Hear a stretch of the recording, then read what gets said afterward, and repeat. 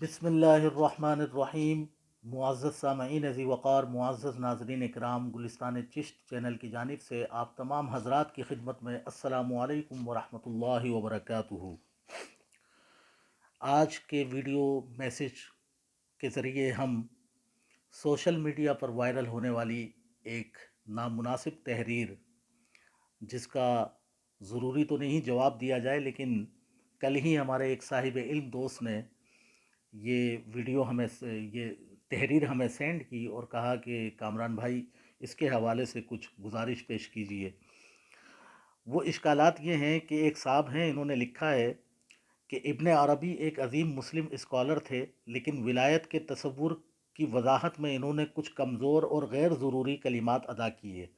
یہ کلمات سے زیادہ آئندہ کے نبوت کے جھوٹے دعوے داروں کے لیے سیڑھی تھے۔ بعد کے مسلمان علماء نے بھی ابن عربی کے ان الفاظ کو نظر انداز کرنے کے بجائے عقیدہ بنا کر ان کی وضاحت اور دفاع کی کوشش میں مرزا غلام احمد قادیانی اور بہاءاللہ جیسے نبوت کے جھوٹے دعوے داروں کی خوراک کا بندوبست جاری کیا۔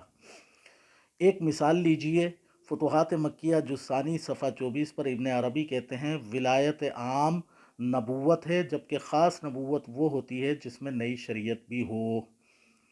قرآن و حدیث میں دیے گئے نبوت کے مفہوم سے بالکل متضاد یہ نئی وضاحت پیش کرنے والے ابن عربی اسلامی تاریخ کے پہلے مسلم اسکالر تھے۔ یہ طویل تحریر ہے، جس میں موصوف جو تحریری ادب سے بھی واقف نہیں ہے اور شیخ اکبر محی الدین ابن عربی کے نام تک کی بھی ہوا غالباً انہیں نہیں محسوس ہوئی ہے، چہ جائے کہ وہ فتوحات مکیہ کی عبارات اور اس کے حوالے سے اشکالات پیش کریں، اور ایسے اکابرین امت جو خالص توحید کے علم بردار ہیں، جو خالص نبوت اور رسالت کے علم بردار ہیں، ان کی طرف یہ اشکالات آپ پیش کر رہے ہیں کہ معاذ اللہ ان حضرات نے، اور آگے چل کر انہوں نے سیدنا شیخ اکبر محی الدین ابن عربی کے ساتھ ساتھ سیدنا شیخ عبد القادر محی الدین الگیلانی البغدادی رضی اللہ تعالیٰ عنہ کی ذات کے حوالے سے بھی، تحریری حوالے سے، بہجت الاسرار کے حوالے سے انہوں نے یہ گفتگو کی ہے۔ پہلی بات تو یہ ہے کہ موصوف ان اکابرین کی تحریر کو سمجھ ہی نہیں پائے، اور جہاں تک شیخ اکبر محی الدین ابن عربی کی بات ہے، انہوں نے فتوحات جز ثانی اور صفحہ 24 کی بات کی، یہ صفحہ نمبر 26 ہے الجزء الثانی، جس میں بسم اللہ الرحمن الرحیم کے بعد سیدنا شیخ اکبر محی الدین ابن عربی اولیاء اللہ کی وضاحت میں نبوت، رسالت اور ان تمام اصطلاحات کی وضاحت پیش کرتے ہیں، اور یہ طویل ترین عبارت ہے۔ شیخ کی عبارت یہ میرے سامنے موجود ہے، جس میں شیخ اکبر محی الدین ابن عربی یہ ارشاد فرماتے ہیں، فمقام النبوت علو فی الخطاب، کہ مقام نبوت سب سے بلند ترین مقام ہے۔ فمن الاولیاء رضی اللہ عنہم الانبیاء صلوات اللہ علیہم تولاہم اللہ بالنبوت وہم رجال، کہ اللہ کے ایسے لوگ، ایسے دوست، ایسے مقرب، جنہیں اللہ نے ایسا مقرب بنایا کہ انہیں مقام نبوت پر سرفراز کیا۔ اس بحث میں پھر وہ آگے چل کر ان اصطلاحات کی وضاحت کرتے ہیں اور ایسے نکات بیان کرتے ہیں، تو حضور جن کی یہ تحریر ہے وہ اس بحث کو اور ان عبارت کو سمجھ نہیں سکے، جس کی بنا پر انہوں نے یہ اشکال پیش کر دیے۔ بہرکیف فتوحات مکیہ کی درس و تدریس ہماری اوقات نہیں، ہم تو حضور سیدنا خواجہ پیر مہر علی شاہ صاحب رضی اللہ تعالیٰ عنہ کی ان کتب تک رسائی حاصل کر سکتے ہیں جن کتب کا ان کے خدام علماء اکرام نے آسان اردو میں ترجمہ کیا۔ تو میں فتاوی مہریہ کا ترجمہ جو ہے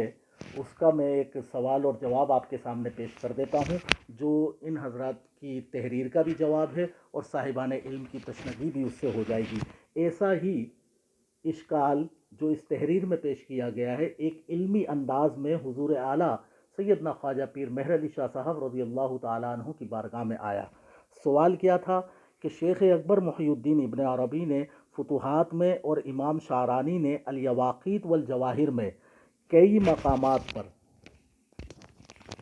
مقامات پر تصریح فرمائی ہے کہ نبوت تشریعی کا سلسلہ منقطع ہوا ہے، مطلق نبوت کا نہیں، لہذا جائز ہے کہ بعض کاملین امت کو نبی غیر تشریعی کہا جائے، جیسا کہ موصوف نے بھی حضرت شیخ اکبر کی عبارت کو پیش کر کے یہ اشکال جو اس زمانے میں ایک علمی انداز میں کسی صاحب علم نے یہ اشکال جو ہے حضور اعلیٰ کی بارگاہ میں پیش کیا، اور اس وقت ظاہری بات ہے مرزا غلام احمد قادیانی کے مقابلے میں آپ تنہا میدان میں کھڑے تھے، اور علماء کا ایک جمع غفیر آپ کے ساتھ تھا، آپ نے تحریری طور پر اس کا مقابلہ کیا جو آج ہمارے لیے سرمایہ ہے۔ تو شیخ اکبر محی الدین ابن عربی اور امام شاعرانی کے حوالے سے یہ سوال آیا، تو سیدنا خواجہ پیر مہر علی شاہ صاحب اس کا جواب دیتے ہیں، ایسا کہنا بالکل جائز نہیں، یعنی کہ بعض کاملین امت کو نبی غیر تشریع نہیں کہا جا سکتا۔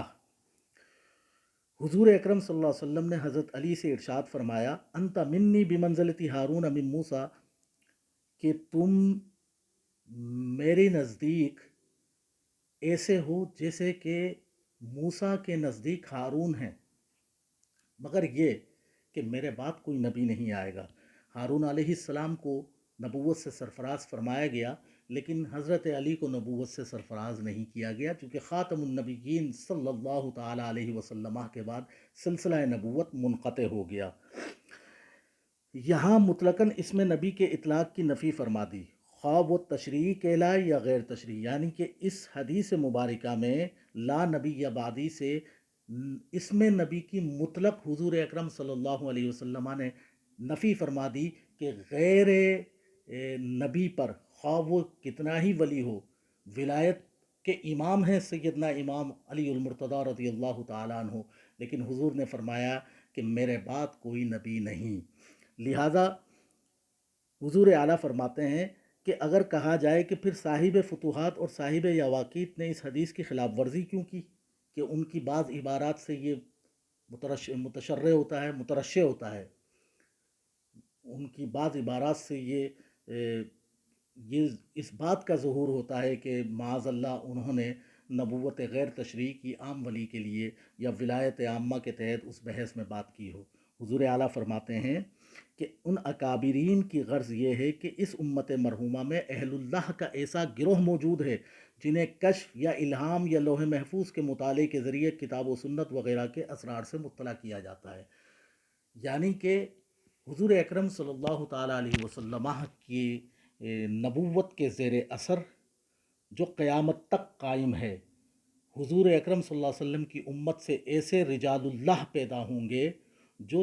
لوح محفوظ کا مطالعہ بھی کر سکتے ہیں، جیسا کہ سیدنا شیخ عبد القادر محی الدین الگیلانی البغدادی رضی اللہ تعالیٰ عنہ کی ذات مبارکہ ہے۔ یہ محض عقیدت نہیں ہے، یہ حقیقت ہے۔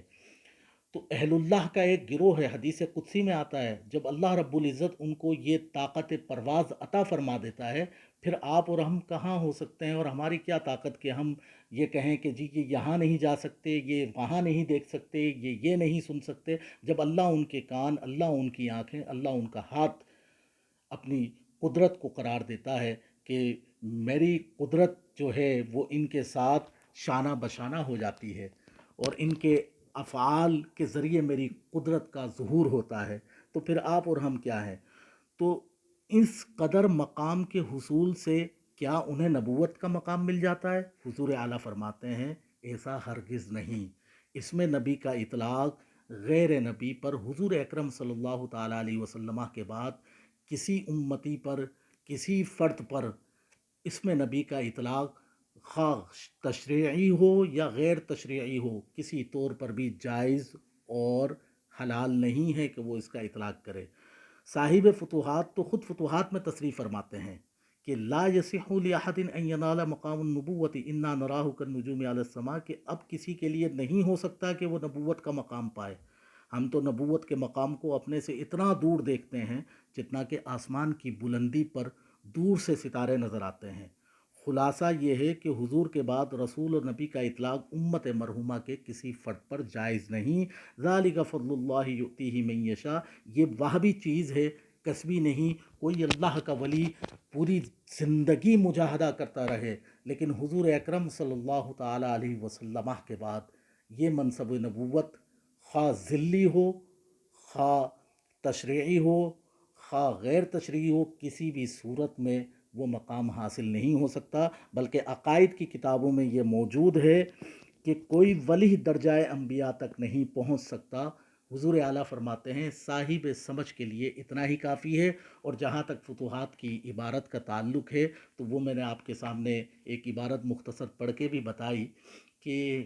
ہم تو ان کتب کی خوشبو بھی اگر ہمیں میسر ہو جائے تو ہمارے لیے یہ ایک علمی سرمایہ ہے۔ تو جن صاحب کی وہ تحریر ہے وہ اس کو سمجھ نہیں پائے اور بلا سمجھے وہ ان اکابرین کی طرف، یہ اکابرین تو وہ ہیں جنہوں نے نبوت اور ولایت اور